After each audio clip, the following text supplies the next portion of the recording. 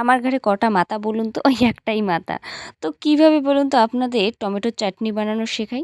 তবে আমার পদ্ধতিতে একবার হলেও বানিয়ে দেখবেন, খেতে কিন্তু দারুণ হয়। তো ফার্স্টে শুকনো খোলায় জিরে, মৌরি আর পাঁচফোড়ন ভাজার পরে তুলে রাখলাম। এরপর কড়াইতে দিয়ে দিলাম সর্ষের তেল আর শুকনো লঙ্কা, পাঁচফোড়ন দিয়ে টমেটো দিয়ে দিলাম।